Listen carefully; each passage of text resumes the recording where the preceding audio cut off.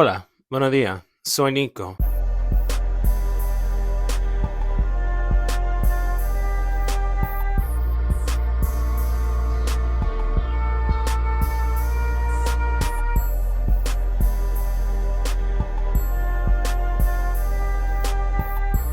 What? What?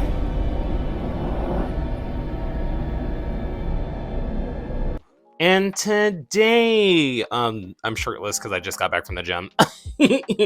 I need to hop in the shower, but I wanted to get this out of the way because my video is running late for Patreon debut. I normally have it out like an hour or two ago, but I've been busy today, still getting ready for Brazil, because I will be there doing extracurricular activities for a different platform. So if you're interested in that, follow the link tree down below. But that's not why you're here. So let's get started on the actual things that we're going to be talking about. It's going to be pertaining to the dangers of online dating, more specifically Grindr, and surprisingly Tinder. Nico, I usually come on here and I have to talk about Grindr or Jacked, but Tinder is actually my app. I actually go on dates off of Tinder. I don't hook up on Tinder just because that's not necessarily what that's used for. You can't even send people pictures. I go on legitimate dates, so this is actually surprising and a little scary. But before we get started, if you like this kind of content, make sure to follow me on Patreon at patreon.com/Nicosaesthetics for more exclusive lives and weekly videos, to be a part of the podcast, which is airing. The video that I promised last week is currently up. I actually edited it and forgot to upload it, but now it's up, so congratulations. But let's get started. So essentially, this week's video is going to be about how a teen is actually suing the company of Grindr. Nico, what do you mean? Basically, when he was 15, he is currently 19, he was in the US traveling from Canada, and he basically met up with 5 men off of Grindr and was taken advantage of. Let's say that, because I can't say certain words on YouTube. He was taken advantage of, and he is currently suing because Grindr is not a safe space for young LGBT members. Nico, I've discussed this before, and Grindr is trying to dismiss the claims, but the lawyer is insisting that it's not safe for the sole purpose of there is no real age verification. Nico, there's no age verification other than, are you above 18? You click the box and you're in. And this brought back memories for me for the sole purpose of, I used to hate my mom for doing this, but she would confiscate my phone every time she saw me on the apps, because I was actually on those apps at like 16 because they were marketed as gay, LGBT dating and social apps that you meet your community through.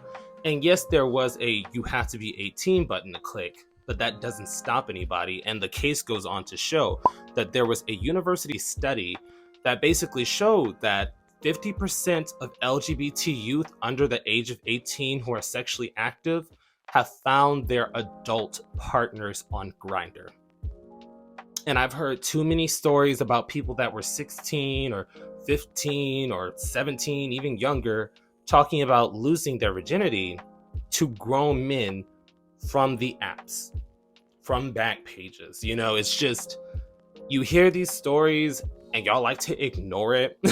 I come online and I talk about these issues, often because I feel like they aren't addressed enough, especially when I covered that story about Grayling Purnell, who admitted to having super happy adult fun time with minors, allegedly, even though I have video evidence. It's in the videos that I covered of him. I kind of tried to avoid his name for the sole purpose of me speaking on it gives him attention, but I feel like this is necessary to speak about because people try to dismiss these claims by saying, oh, well, these teenagers, these children are on these apps and they're saying they're 18. But in reality, when I look at somebody who is 18 or even younger, I can tell they're a teenager. Like, that's the thing. It's very rare that you meet somebody and you can't tell that they are a youth.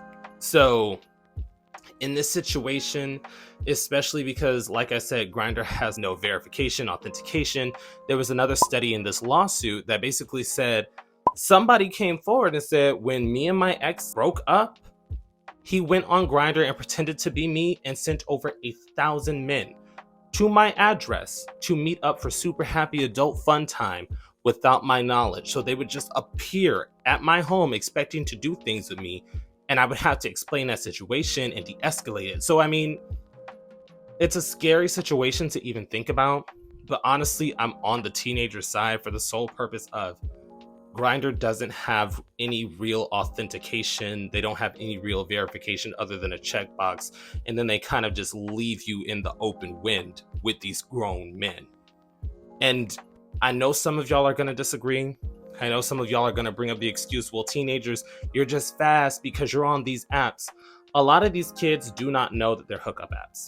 Nico, when I was younger, I used to think, oh, this is a communication app. This is like gay social media. This is here to meet your community. At 26, I know damn well that it's not.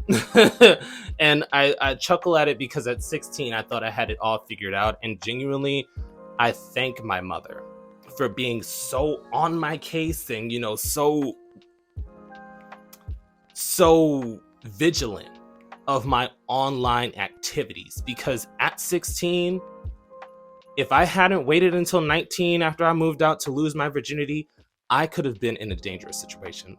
I could have been harmed. I could have been, you know, affected by this later in life. So I do put some blame on the parents, saying that I believe you should be more involved in your child's life. I believe you should be more coherent of your child's online activities. But for the sole fact that you can't be everywhere at all times, you can't always be there to see what your child is doing on a phone, on a tablet, because you know these apps can be downloaded on any platform. I do partially blame the company, but that's my own personal opinion.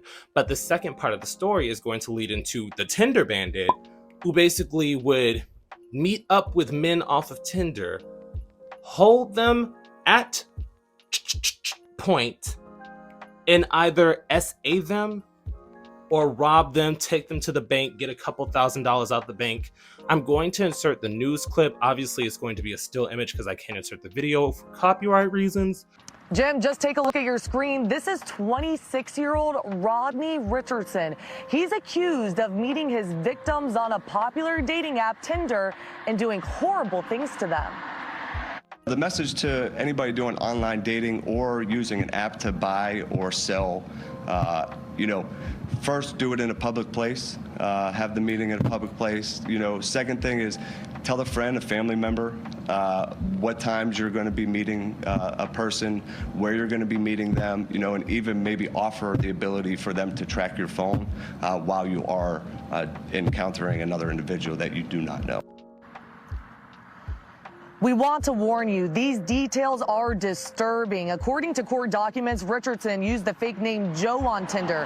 Back on February 2nd, a man picked up Richardson and drove him to Horseshoe Road in Brandywine, Maryland. A detective says they stepped out of the SUV to smoke weed and talk.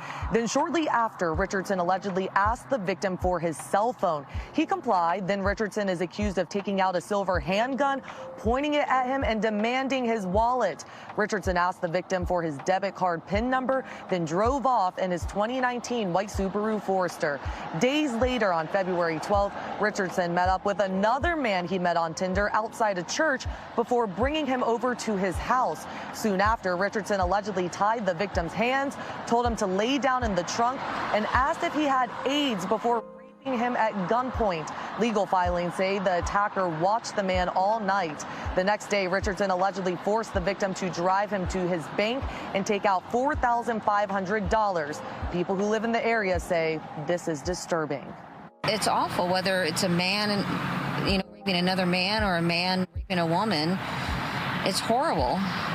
It's a scary place we live in now. It seems like we can't go anywhere without something happening. But as you saw, it's dangerous out here.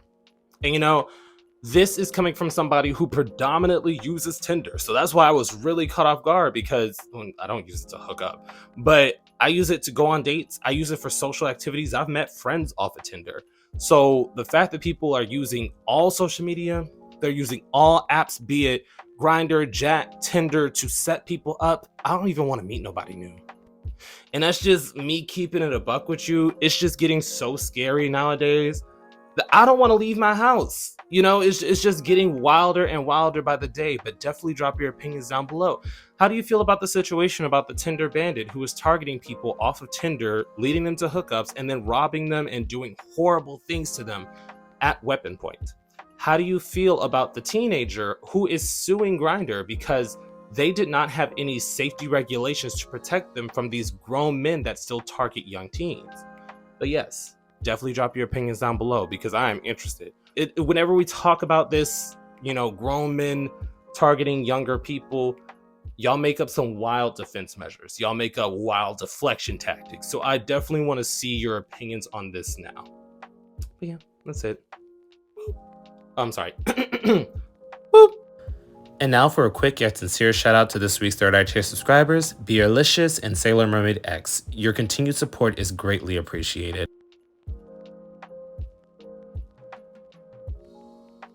And this week's live stream conversation is going to be over Only Butch Queens Allowed, discussing how femininity is only accepted when wrapped in a shell of masculinity.